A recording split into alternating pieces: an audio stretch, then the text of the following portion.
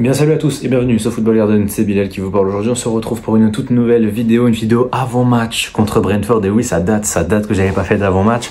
Ça date de fin août, je pense, le dernier avant-match. Voilà, on va se poser tranquillement. Le match contre Brentford, c'est dimanche. On va revenir peut-être un tout petit peu sur le match contre Astana, même s'il n'y a pas grand chose à redire, du coup, qui s'est joué hier. Et on va surtout s'intéresser au match, du coup, de dimanche contre Brentford. Un match quand même plutôt décisif quand on sait qu'on a une petite avance et qu'il va falloir peut-être la maintenir. Il va falloir la maintenir. On va commencer rapidement, mais vraiment rapidement par Astana. On a gagné, c'était une belle victoire. On a pu voir quelques petits, malgré la température extrême. On était peut-être aux alentours de moins 10 degrés pendant le match.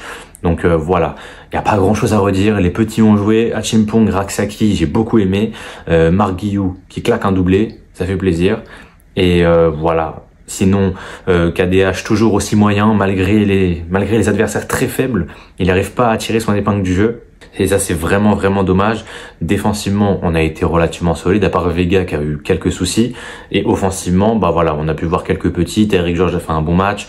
De l'autre côté, c'était qui? Je me souviens plus, c'était qui? Bah, c'était Pedro Neto, mais en deuxième mi-temps, c'était Ampa, du coup, qui a essayé, au moins sur son côté, qui a testé quelques trucs. Voilà, Chukwuemeka a joué à son match, ça fait plaisir.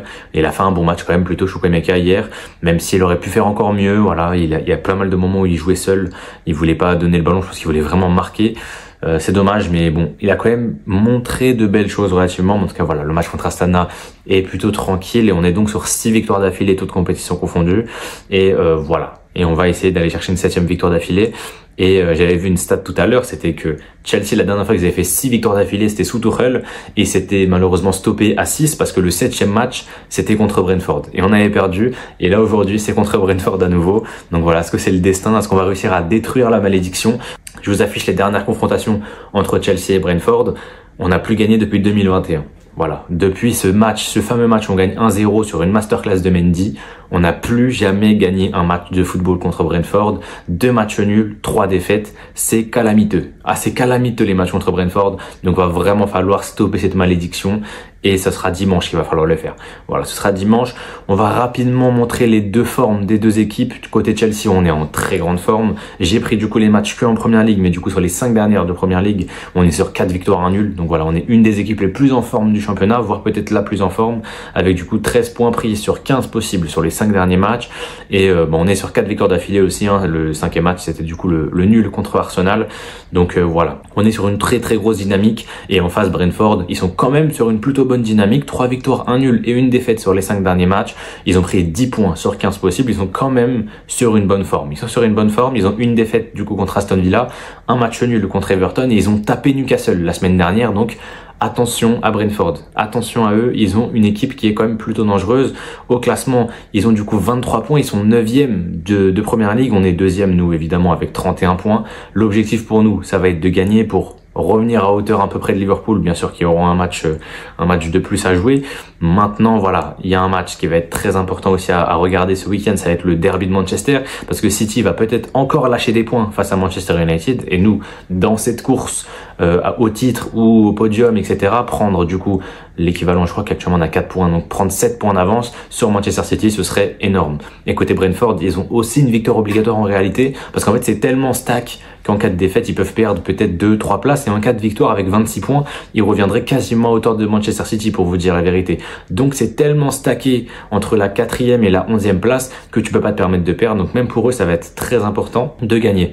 Et il y a aussi un autre truc côté Brentford, c'est qu'ils ont pris 23 points, mais c'est la meilleure équipe à domicile. 22 points pris sur 24 possibles à domicile pour Brentford, mais à l'extérieur, c'est catastrophique. Un petit point pris en 7 matchs par les hommes de Thomas Frank depuis le début de la saison.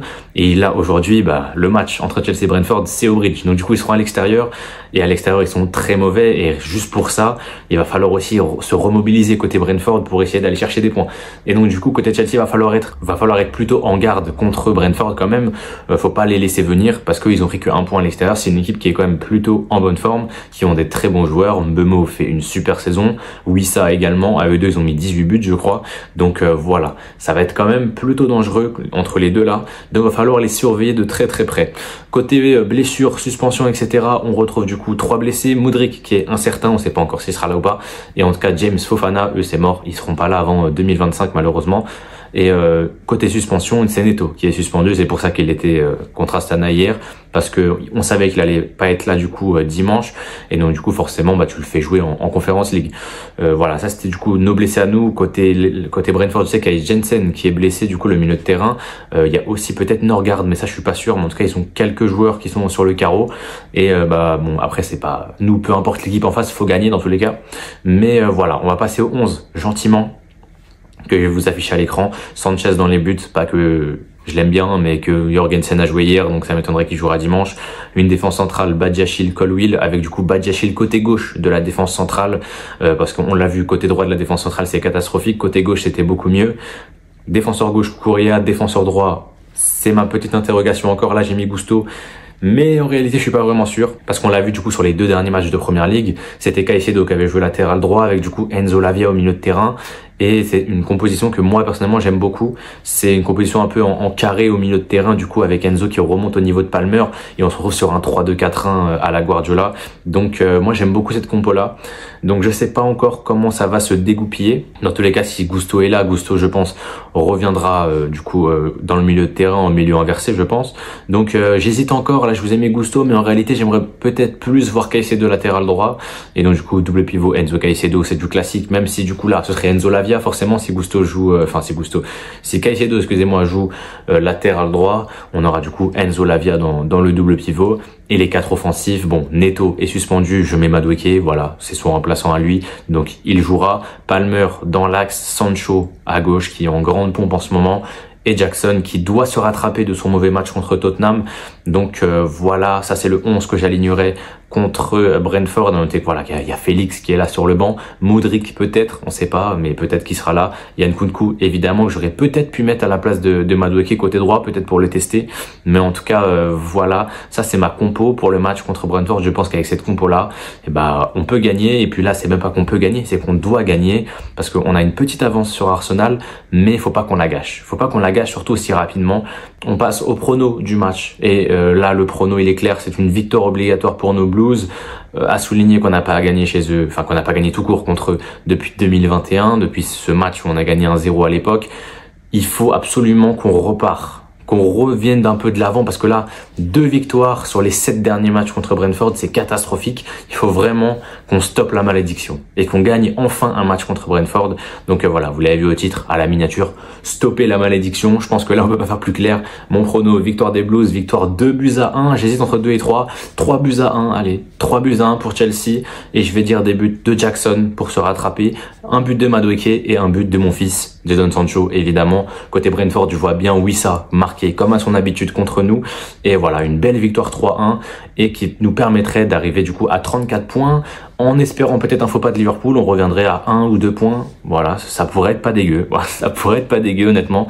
En tout cas voilà, dites-moi dans les commentaires votre prono du match, votre prono, est-ce que pour vous on va battre Brentford, est-ce qu'on va stopper cette malédiction? En tout cas, j'espère que oui. J'espère que vous avez kiffé un peu l'avant-match. C'est vrai que j'en fais assez rarement. Comme je vous l'ai dit, j'avais plus fait ça depuis fin août. Mais avec les cours, etc., c'est vrai que c'est galère. Là, je me suis trouvé un petit temps pour le faire. Je vais essayer de le faire quand les matchs sont le week-end. Quand les matchs sont en pleine semaine, c'est impossible pour moi. Mais quand les matchs sont le week-end, ça va. Voilà, ça va. En tout cas, voilà, moi, je vous laisse là-dessus. C'était Billy de la chaîne Football Garden. Portez-vous bien. Et la paix sur vous.